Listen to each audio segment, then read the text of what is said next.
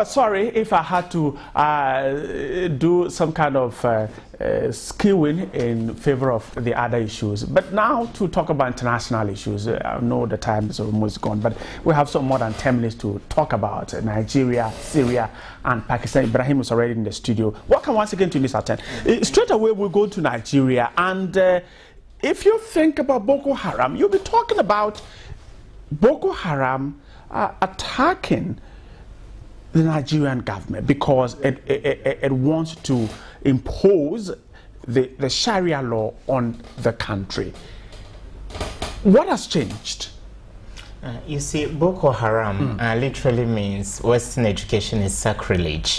There are people who want to take back humanity to the primitive and pristine lives of the 7th century. And they've been fighting the government since 2009 when their leader, Muhammad Yusuf, was killed.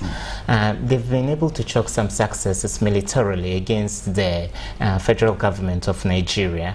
And in August 2011, they even sought to internationalize the conflict by bombing the UN headquarters in Abuja. Right. But what has happened over the weekend is a turn for the worse for the people of Nigeria, because Boko Haram is an asymmetrical fighting force, because the powers between the two feuding factions are disproportionate. Exactly. I mean, the Nigerians, it's a strong one, a very strong guy. Exactly. So for them, there are no rules of engagement. Anything goes. I don't know who has been advising them. Now they've changed strategy. Just as their leader, Abubakar Shekau, said, they want to take their own pound of flesh from the security forces by capturing their women and then their children, because they believe that those people also harass their women and children. But that's notwithstanding, I think it's a sign of desperation militarily, because a strong force should be able to lay siege and ambush the enemy. Right. You don't take innocent people captives. It's a sign, and it's going to increase the morale of the Nigerian force. But in as much as we think that Nigeria, the army, is stronger than Boko Haram, don't we think that Boko Haram could be getting some kind of support from other, if I should describe them as terrorist groups around the world? In international relations, it is forbidden to deal in weapons with non-state actors. So whatever RPGs they have, whatever Kalashnikovs they are imported as contraband, and therefore they are smuggled. They are smuggled. Right. So what they do is they have homemade explosives they make themselves. That is why their weapon of choice is suicide bombing, because they can't trade in arms with other sovereign states. So for them, there are just no rules in fighting. No matter what they can do to make sure that the shrapnel that comes out of the explosives can kill as many people as possible. That is exactly what they do. But what they normally do is, when you listen to Abubakar Shekau, currently the group, he has shifted from speaking Hausa most of the time, which is the lingua franca of northern Nigeria, to speak Arabic. Why? That is to appeal to the conscience. Appeal to the conscience of the Arab world? The Arab world, because they have the dollars, they have the money. So he wants to appeal to their conscience, so they will believe that this struggle is not a localized one. They are fighting for the sake of Islam, to guide and guide the sanctity of Islam in Nigeria, and therefore they are going to help them. Is this indeed a local one? Is that what you think too? It is, because over the past 4 years, they've not been able to launch any attacks outside the borders of Nigeria. So largely it remains a local struggle. You don't think that we might have other terrorist organizations stepping in? You know, there are 3 different franchises of Al-Qaeda. We have Al-Qaeda Central, which is located between the borders of Afghanistan and Pakistan. We have Al-Qaeda in the Arabian Peninsula, which is in Yemen and parts of Saudi Arabia. Then we have Al-Qaeda in the Islamic Maghreb, which is located in Algeria and those areas. Because of North Africa's proximity to the Sahel, they're able to funnel weapons to the militants over there. So most of the cooperation between Boko Haram and the outside world has been with Al-Qaeda in the Islamic Maghreb. But they do not have the funds. The Gulf is the source of all the funding that is used in global jihad. So they don't have the wherewithal to carry out any significant attack outside Nigeria, because it takes a lot of logistical preparation to attack an area outside your jurisdiction. Is a change in the strategy of Boko Haram aimed at perhaps beginning to make another impact after their losses? You said desperation. Do you think it is only desperation? It is desperation, because you can see that they've lost favor with the youth. They use the youth as cannon fodder. They are not revising their strategy? They are unable to recycle the recruitment of the youth. Because of interviews like this and articles that are written all over the world, and scholars have come out clean to say that the religion does not support the killing of an innocent, and therefore the youth are turning their backs to militant Islam generally. So the few people they have, they want to maximize utility. Therefore, anything goes. They capture people. Normally, they would go for foreigners because they put ransoms on them. But it comes as a surprise to me that Boko Haram would go for indigenous, impoverished Nigerian women and children. I don't know what they seek to achieve. They want to kidnap them and use them as ransom? I don't think they can make any money from such people. I just think it's symbolic, but fundamentally it's a sign of Boko Haram's weakening military strength, because they can no longer square off with the Nigerian security forces, and therefore they use asymmetrical methods of warfare. Let's just have attention quickly to Pakistan before we wrap up with Syria. Now, Nawaz Sharif is in the seat. He's already talking about forming a government, and the United States, is this what it was looking for? Well, Nawaz Sharif has been a conservative since he became prime minister. So frankly, this is the third time he's becoming prime minister. Between 1990 and 93 he was prime minister until he resigned. In 97 to 1999 when he was toppled by Pervez Musharraf. Now he's been elected. I think whatever policies Nawaz Sharif brings to the table will be a reach of what is deja vu. He's a man we know so much.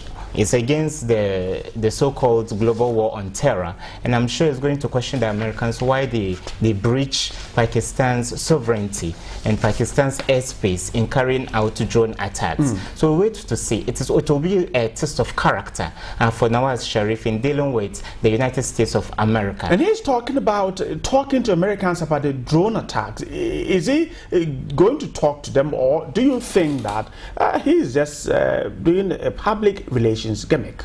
I think America has lost trust in the Pakistani authorities, because sometimes in the past America would be able to plant a mole amongst the militants. When they would have gathered enough intelligence to strike, they would inform Pakistan, only for the militants to run away. So America decided that they would be going for the kill themselves.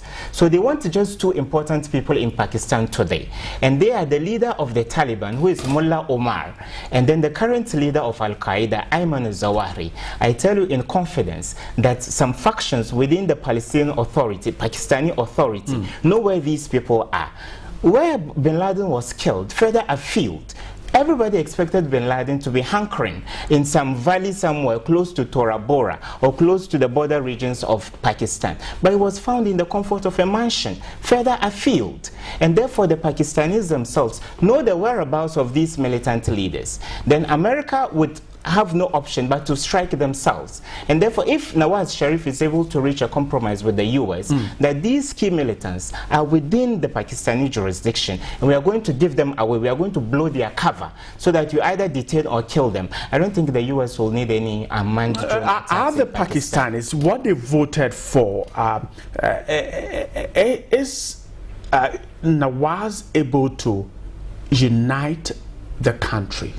He faces some daunting challenges, because currently in Pakistan their electricity crisis is even worse than Ghana's. They go 20 hours in a day without electricity. But he has support of the Saudi rich family, so he can make some money, I guess. Yeah, he is, because during his 7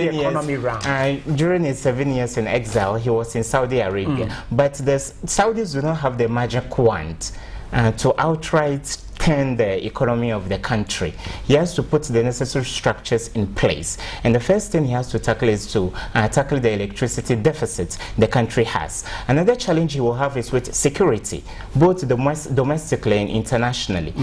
There is a new group in Pakistan. They are called Tehrik-i-Taliban Pakistan. They are those carrying out all the bombings. The choice is his to either negotiate with these people so that Pakistan will be a peaceful place, or continue to be fighting and more people get killed at the end of the day. I've run out of time to talking about it. Quickly before we go with Syria, now Russia now is talking about toning down, if I want to put it that way, and the United States and UK think that this is the time to really act. Russia now out of the way. It is the time for Assad to be pushed off this. I don't think the US has the appetite to go to war with Assad currently. The major obstacle was Russia. Russia is now agreeing. Russia still remains an obstacle, Bright. Despite what it is saying. The flurry of overtures we've seen in recent days made by the United States to Russia is only to cajole Russia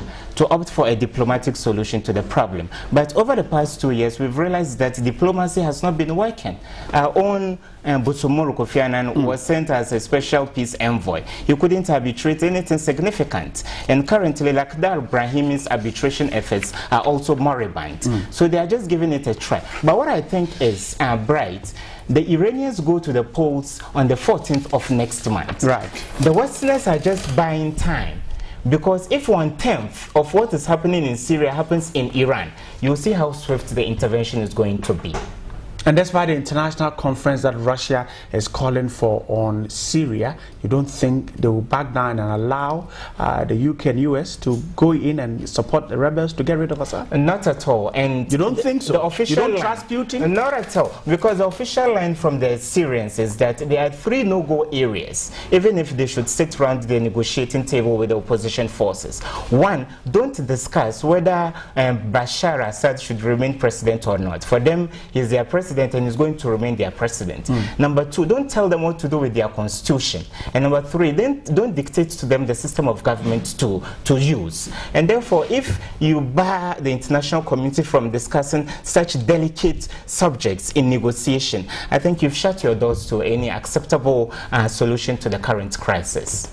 You don't see any. Whatever you see, you don't see any light. Whatever effort you see, Obama and David Cameron talking, it's just you don't see them getting to finding a solution to Syria. Everything is cosmetic, Bright. Everything is cosmetic. The only way the international community can. So the US is a unipolar world superpower. It should learn to act as one. The time has come to either crack the whip or eat humble pie. It's either you renege on all the promises you made to the opposition forces, you stop the Saudis from buying Croatian weapons for the opposition forces, and stop Qatar from bankrolling those rebels, and then say, well, Assad, you are a sovereign country, and therefore you can continue to be president. Maybe in the next decade we can talk democracy or reforms. Or go in for the kill and then torpedo the man, so that there will be change. And the 6,000 people that are killed every month. You see, when you organize such conferences of talk shows, it's a euphemistic way of telling the world, hang on till more people are killed. Take the bull by the horn and do the right thing, so that the world will be a peaceful place for everybody. Mothers are being killed in Syria. People leave their homes in the morning only to go to the bakery and get killed by shrapnel. The international community has to galvanize and stand up and do something right now, or the repercussions will be so negative for the whole world. Thanks so much, Ibrahim. You're welcome, for talking to me. You're welcome. Middle Eastern expert and TV3 contributor Ibrahim there, talking about Pakistan, Syria, and Boko Haram in Nigeria. And that was on the international front. I'm definitely getting Ibrahim back in the studio some other time. But before I wrap up, watch this. I'll come back to do the wrap up.